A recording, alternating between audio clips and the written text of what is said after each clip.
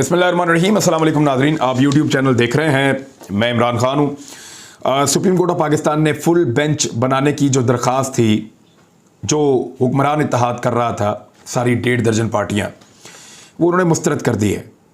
और उन्होंने कहा जी कि ऐसी कोई वजह नज़र नहीं आती कि फुल कोर्ट आपके लिए बनाया जाए। और फुल कोर्ट तो भी बन भी नहीं सकता, वो जाकर बनेगा सितंबर में। और सितंबर तक क्या हमजा शहबाज ही वज़ीर आला पंजाब रहेंगे? यहाँ पे एक ऐसा आदमी वज़ीर आला पंजाब बना हुआ है जो 179 वोट लेकर आया है, 179, और एक ऐसा आदमी बाहर बिठाया हुआ है जो 186 वोट लेकर आया है। कैसे हो सकता है? दूसरा एक सवाल है, सादा सा, उसका जवाब वो दे नहीं रहे। तो जितने वकला हैं, चाहे एक वकील हैं हमजा शहबाज के, एक वकील हैं गवर्नमेंट की जानिब से भी गए हुए हैं, एक वकील हैं जो दोस्त मज़ारी की तरफ से गए हुए हैं, तो सारे वकला वहाँ पे मौजूद हैं और वो सारे दलाइल देते रहे। सारा दिन हुकूमत ने वहाँ पे दलाइल दिए हैं और सुप्रीम कोर्ट ऑफ पाकिस्तान ने बड़ी खंदा पेशानी के साथ हुकूमती वकला के दलाइल सुने हैं। हमजा शहबाज के, दोस्त मज़ारी के, गवर्नमेंट ऑफ पंजाब के, दीगर जो लोग हैं उन सब के दलाइल सुनती रही है अदालत। वफाकी वज़ीर कानून भी वहाँ पहुँच गए, आज़म नज़ीर तारड़, और उन्होंने भी दलाइल देने की कोशिश की और दलाइल देते रहे, लेकिन हालांकि वो ज़ेब नहीं देता उनको, लेकिन इसके बावजूद वो ये कर रहे थे और फिर अदलिया ने, मुअज़्ज़िज़ जज साहब ने उनको रोका है। तो इस तरह की सूरत हाल वहाँ पैदा हो गई। अदालत ने ये इस्तदा मुस्तरद कर दी है पटिशन कि फुल कोर्ट बनेगा। और अब सुबह आज के दिन में 11 बजे, ये बहुत इंपॉर्टेंट दिन है आज का, पाकिस्तान की सियासत के बड़े तरीन दिनों में से एक है। यानी आज का जो दिन है ये फैसला करेगा कि अगले इंतखाबात कब होंगे। अगर आज फैसला आ जाता है परवेज़ इलाही के हक़ में, तो परवेज़ इलाही वज़ीर आला पंजाब बनेंगे। वफाकी हुकूमत कुछ दिनों में आप देखेंगे ख़त्म हो जाएगी और पाकिस्तान इलेक्शन की तरफ जाएगा। अक्टूबर नवंबर में आपको इलेक्शन होते हुए दिखाई देंगे।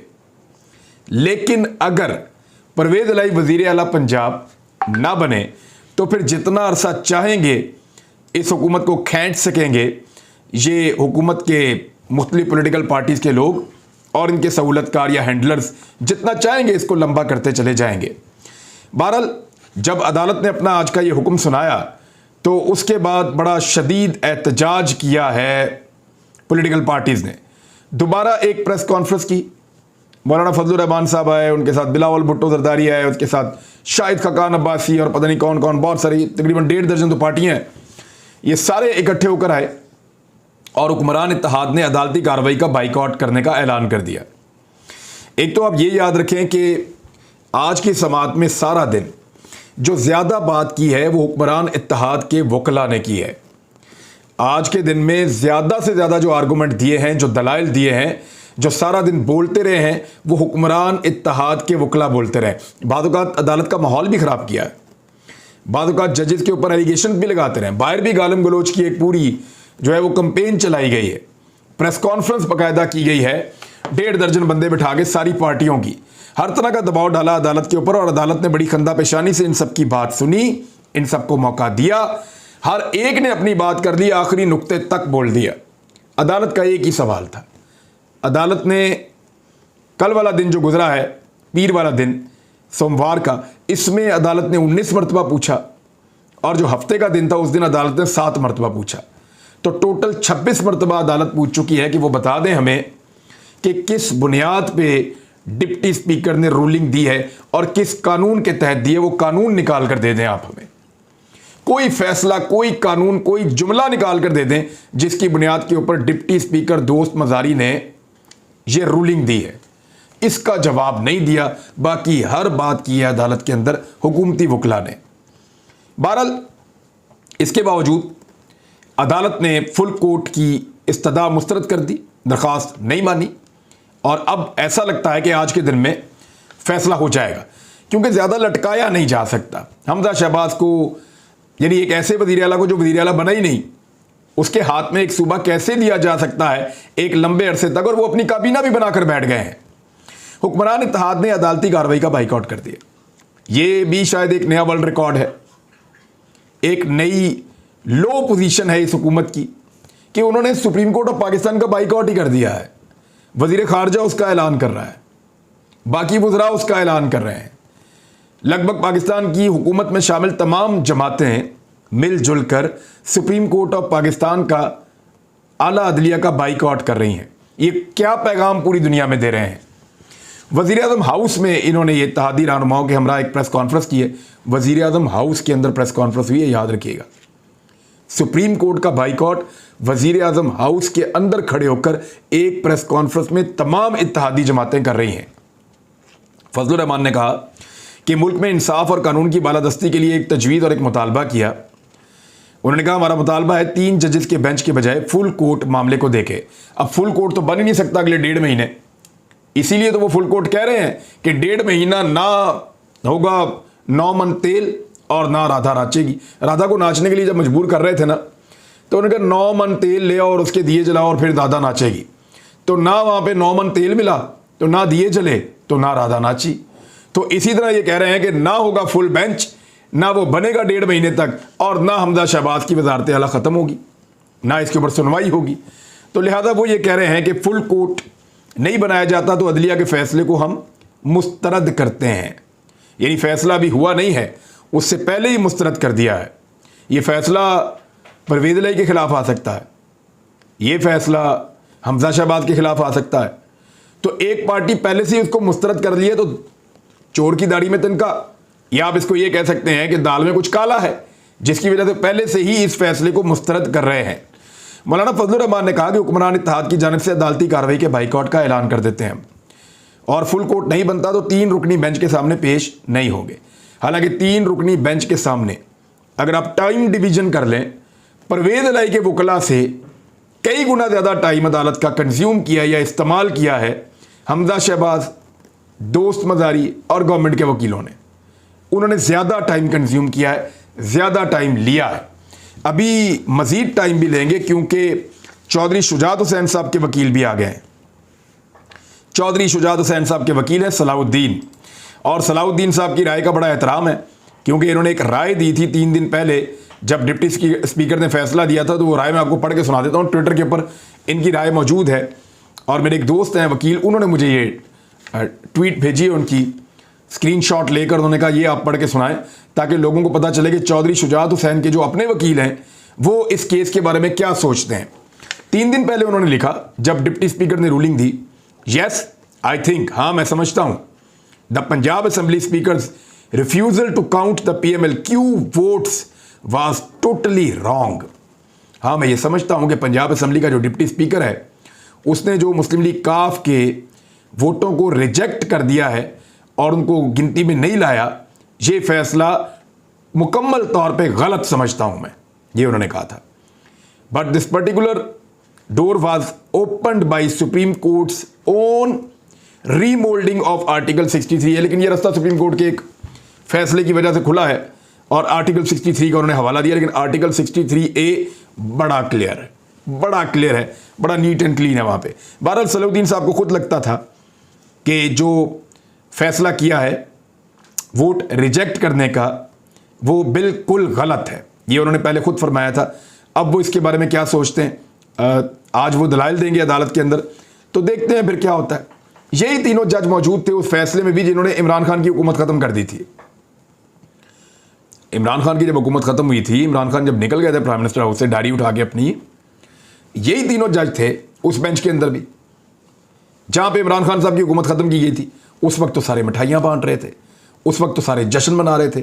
अब वही तीनों जज उन्हें बुरे लग रहे हैं। एक्चुअली जज बुरे नहीं लग रहे, उनको पता है कि ये जज इंसाफ कर देंगे और हमजा शहबाज की हुकूमत ख़त्म हो जाएगी।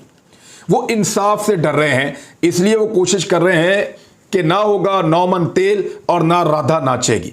फुल कोर्ट इनसे मांगो, वो सितंबर तक बन नहीं सकता। 1.5 महीना मजीद हुकूमत को घसीटो, और इस 1.5 महीने में करना क्या है? नवाज शरीफ को वापस लाना है। मैं आपको फिर बता रहा हूं क्योंकि सूबाई हुकूमत के बाद बड़े इख्तियारात होते हैं। नवाज शरीफ की गिरफ्तारी अवॉइड की जा सकती है, वफाकी हुकूमत भी उनकी अपनी है। तो क्योंकि PMLN का बैंड बज चुका है पंजाब में, सेंट्रल पंजाब में भी पार्टी का बेड़ा गर्क हो गया है, तो ऐसे में सब लोग कह रहे हैं कि नवाज शरीफ को वापस लाओ और वो आकर पार्टी के अंदर कोई कोशिश करें कि पार्टी को जिंदा करें। अब नवाज शरीफ को एक इस्तकबाल चाहिए, और वो इस्तकबाल तभी हो सकता है जब पंजाब में और वफाक में मुस्लिम लीग नून की हुकूमत होगी, वरना इस्तकबाल कैसे किया जाएगा? हालात मुवाफिक नहीं होंगे। तो नवाज शरीफ साहब को अगस्त के वस्त में 14 अगस्त के आसपास, मैं आपको हिंट दे रहा हूं, नवाज शरीफ को पाकिस्तान वापस लाने का एक मंसूबा था कि उनको वापस लाएंगे, इस्तकबाल होगा, एक जश्न मनाया जाएगा, नून लीग के अंदर एक नई रूह फूंकी जाएगी। लेकिन उसके लिए ज़रूरी था कि पंजाब में हुकूमत होती नून लीग की। इनको क्या पता कि 17 जुलाई को इनका बेड़ा गर्क हो जाएगा और उसके बाद जो ये दाव चलेंगे वो भी काम नहीं आएगा। फिर परवेज़ इलाही भी नहीं मानेंगे और परवेज़ इलाही हुकूमत बना लेंगे इमरान खान के साथ मिलकर। तो फिर पंजाब में हुकूमत नहीं होगी तो इस्तकबाल कैसे होगा, एयरपोर्ट तक कैसे जाएंगे, हज़ारों लोगों को कैसे इकट्ठा करेंगे। तो ये ना होने की वजह से फ्रस्ट्रेशन बहुत ज़्यादा बढ़ रही है, गुस्सा बहुत ज़्यादा बढ़ रहा है। पहली मरतबा ऐसा हुआ है कि किसी हुकूमत ने सुप्रीम कोर्ट ऑफ पाकिस्तान का ही बाइकआउट कर दिया और उसका ऐलान हुकूमत के सारे इत्तेहादी वज़ीर आज़म हाउस के अंदर खड़े होकर कर रहे हैं। Very unfortunate. पाकिस्तान तहरीक इंसाफ ने भी एक मुतालबा किया है। उन्होंने कहा सुप्रीम कोर्ट इस मामले को रियासत से बगावत के तौर पे देखे। यानी ये तो नहीं हो सकता कि आप अदालतों की मानने से इनकार कर दें या आप कहें अदालतों के सामने पेश ही नहीं होंगे। इसको रियासत से बगावत के तौर पे देखें और इनके खिलाफ एक्शन ले लें।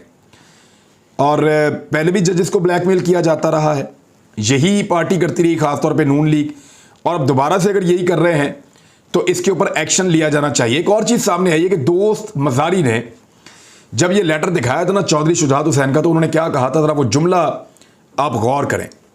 उन्होंने कहा था कि I just received the letter from Chaudhry Shujaat, कि मुझे अभी अभी एक लेटर मिला है चौधरी शुजात की जानिब से। तो बात यह है कि जिस वक्त वहाँ वोटिंग हो रही थी और उससे पहले का जो टाइम था वहाँ तो दरवाजे बंद थे, तो लेटर कौन लेकर आया और किसने लाकर लेटर दिया। एक और बड़ा सवाल पैदा हो गया, बहुत बुरी तरह फंसा दिया है तारक बशीर चीमा ने भी चौधरी शुजात हुसैन को और उनकी सारी पार्टी को और हुकूमती जमातों को। उन्होंने कहा खत से मुताल्लिक कि बड़ी हलचल मच गई है चौधरी शुजात हुसैन साहब के खत की। उन्होंने कहा मुझे नहीं इल्म कि चौधरी शुजात ने खत कब और कहां ड्राफ्ट, उनका खत कब ड्राफ्ट हुआ और कहां ड्राफ्ट हुआ मैं नहीं जानता। उन्होंने कहा कि खत को लिखवाने में आसिफ जरदारी का कलीदी किरदार है, हो सकता है ये खत 21 जुलाई की रात को लिखा गया हो और 22 जुलाई को आपको पता है इलेक्शन था और जो पार्लिमानी पार्टी की मीटिंग है वो उससे पहले हो चुकी है। तो चौधरी शुजात हुसैन साहब ने अगर 21 जुलाई की रात को जरदारी साहब ने अगर उनके साथ मिलकर एक खत लिखा या खत लिखवा कर लाए और उनसे उसके ऊपर सिग्नेचर करवाए, तो ये जो खत है मुबैना तौर पे ये फिर सारे लोगों को तो नहीं दिया गया। देखिए ज़रूरी नहीं है कि एक आदमी खत लिखकर अपनी जेब में रख ले और वो ये एज्यूम कर ले कि उसकी पार्टी उस खत के मुताबिक चलेगी। अव्वल तो पार्टी हेड का इसमें किरदार ही नहीं है, पार्लिमानी पार्टी का किरदार है। लेकिन अगर फर्ज कर लें पार्टी हेड का भी किरदार है तो खत लिख के अपनी जेब में रख ले या जरदारी साहब को दे दे तो बाकी 10 मेंबर्स को ख्वाब आ जाएगा और वो जाके वोट डाल देंगे। ये नहीं होगा, ये हो नहीं सकता, ये मुमकिन नहीं है। होना ये होता है कि हर एक मेंबर को आगाह किया जाता है, लेटर उनको भेजा जाता है, तो इसका कोई रिकॉर्ड मौजूद नहीं है। और तारिक बशीर चीमा साहब का ये वाला जो स्टेटमेंट है इसने मजीद मामलात को जो है वो अब ख़राब कर दिया है। मैं आपको एक और चीज़ सुनवाता हूँ। मरियम नवाज साहिबा इसी बेंच के बारे में इमरान खान साहब को थोड़े दिन पहले क्या कह रही थी, जरा ये जुमला आप सुने। इमरान खान सुप्रीम कोर्ट में ये नहीं चलता, वहां सबूत देना पड़ता है। अच्छा जी, ये 9 दिन पहले का जुमला था मरियम नवाज साहिबा का जो आपने सुना। अब जरा 9 दिन बाद का जो मरियम नवाज साहिबा का कल वाला जुमला है जरा वो सुन लें। मीशत की खराबी के सारे ताने बाने कोर्ट के फैसलों से मिलते हैं। तो जनाब अब आप ये देखें कि 9 दिन के अंदर मरियम नवाज साहिबा का मौक़िफ़ किस तरह बदला और कितना बदल गया है। और ये वो हुकूमत है जो इस वक्त पाकिस्तान में अवाम की फिक्र नहीं कर रही, पंजाब में अपनी हुकूमत बचाने की फिक्र कर रही है। आज तो हमजा शहबाज की हुकूमत ख़त्म हो जाएगी, ज़्यादा इम्कानात ये हैं, हो सकता है बहुत भी खींचे तो एक आधा दिन और खींच लेंगे, लेकिन आज 90% इम्कानात हैं या इससे ज़्यादा है कि हमजा शहबाज की हुकूमत पंजाब में ख़त्म हो जाएगी और परवेज़ इलाही पंजाब में अपनी हुकूमत बना लेंगे। शहबाज शरीफ साहब की तरह शाखर्चियों के ऊपर एक खबर आई है, मैं आपके साथ शेयर करना चाहता हूं ताकि आपको पता चले कि आपके हुक्मरान कैसे सोच रहे हैं। मुल्क में शदीद माशी बहरान है और शहबाज शरीफ को अपनी मशहूरी की फिक्र है, अपनी हुकूमत की तशहीर की फिक्र है। और जो इस वक्त खबर आई है उसके मुताबिक यह हुकूमत ने तशहीरी मुहिम के लिए सप्लीमेंट्री ग्रांट की मंजूरी दे दी है और ECC ने वजारत इत्तलात के लिए 75 करोड़ रुपए की ग्रांट की मंजूरी दी है जो कि तशहीरी मुहिम के लिए इस्तेमाल होगी। ज़राए ने बताया है कि वजारत इत्तलात ने यौम आज़ादी की तकरीबात के लिए 1 अरब और 10 करोड़ रुपए मांगे थे। वजारत इत्तलात इस ग्रांट से 14 अगस्त मनाने के लिए तशहीरी मुहिम चलाएगी। 14 अगस्त मनाने जा रहे हैं आज़ादी का दिन। लेकिन चंद सवालात हैं जो पाकिस्तानियों के दिमाग में आते हैं। पहला तो ये है कि क्या हम आज़ाद और ख़ुद मुख्तार हैं अपने फ़ैसलों में? दूसरा ये, क्या हम अपने फ़ैसले खुद करते हैं या हमारे फ़ैसले कहीं और होते हैं? क्या लोगों की राय का एहतराम पाकिस्तान के अंदर या हमारे मुल्क के अंदर किया जाता है? क्या हमारे मुल्क में धोखे से हुकूमतें बनाई और गिराई नहीं जाती? क्या हमारे फ़ैसले चंद ऐसे ताकतवर लोग नहीं करते जिनका कोई ताल्लुक नहीं है अवाम की इंतखाब से या अवाम उनको नहीं लेकर आई हुई? तो ऐसा ही होता है। बहरहाल आज़ादी मनाएं, उसके ऊपर करोड़ों अरबों रुपए आप लुटाएं, लेकिन ये चौंचले करने से पहले ये सोचें क्या क्या वाकई एक आम पाकिस्तानी को वो आज़ादी मुयस्सर है जिसको हकीकत में आज़ादी कहा जाता है। अब तक के लिए इतने, अपना ख्याल रखिए, अपने इस चैनल का भी। अल्लाह हाफ़िज़।